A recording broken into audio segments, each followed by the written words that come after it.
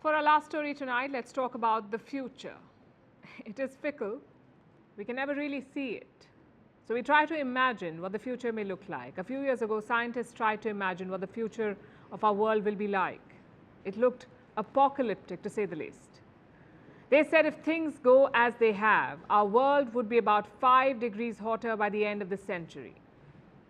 They warned of food crises, extreme heat, economic turmoil, even state conflict, basically the stuff of nightmares. But what felt like a nightmare then is quickly becoming our reality.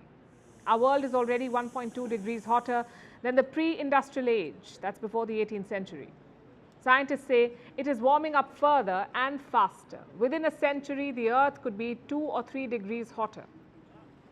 And for a long time, this gradual change felt distant, both in terms of space and time. But now, it's barging into our lives and our homes. Disasters seem to be piling up and daily headlines are blurring together. Italy has been hit by hailstones the size of tennis balls. This comes just days after a brutal heat wave which broke temperature records in Rome.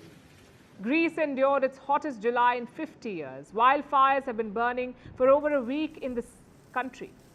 Spain's coastal waters hit new temperature records. A brutal heat wave is sweeping most of the US. Southwestern cities are breaking temperature records. Meanwhile, flood waters are drowning parts of the Indian state of Gujarat.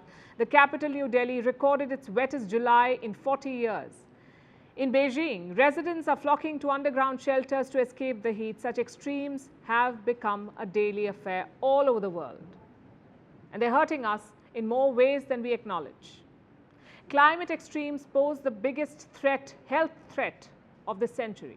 Extreme weather has killed 2 million people in the last 50 years, 2 million. These deaths are linked to events like floods and heat strokes. Also mosquitoes. As temperatures rise, mosquitoes are on the move. This leads to more cases of malaria and dengue. Did you know that about half the world's population is now at risk? According to the World Health Organization, dengue cases could reach a record high this year. In 2022, there were more than 4 million cases. That's an 8-fold rise in the last 2 decades. All of these are record-breaking changes. Yes, yet it's business as usual for our governments. The lack of action is exasperating. Let me show you the most recent example. The G20 energy meeting was held in India this weekend. It failed to reach a consensus on phasing out fossil fuels. G20 countries contribute to over 3/4 of the global GDP and global emissions, but they cannot agree on how to fight climate change. Global greenhouse gas emissions need to drop by 45% this decade. But at the current rate, they will increase by 14%. So inaction is bad. I'll tell you what's worse. Toying with the climate in the name of bringing solutions, that is worse. Case in point, Mexico. The country is facing a historic heat wave. It suffered months of drought. And what does the government do? Cloud seeding. That's where you fly planes through clouds to increase rainfall. The government says it's an effective step, and for the farmers who have lost their livelihood, it's a saving grace. But is artificially increasing rainfall good enough?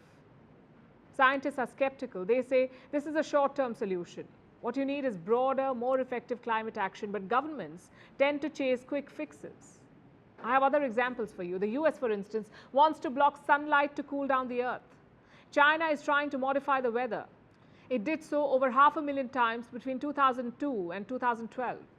In 2021, it cleared the skies ahead of a political celebration. These plans sound fascinating. They're very costly. And in the long term, they can be dangerous too. Also, they're no substitute for real climate action. Think about it.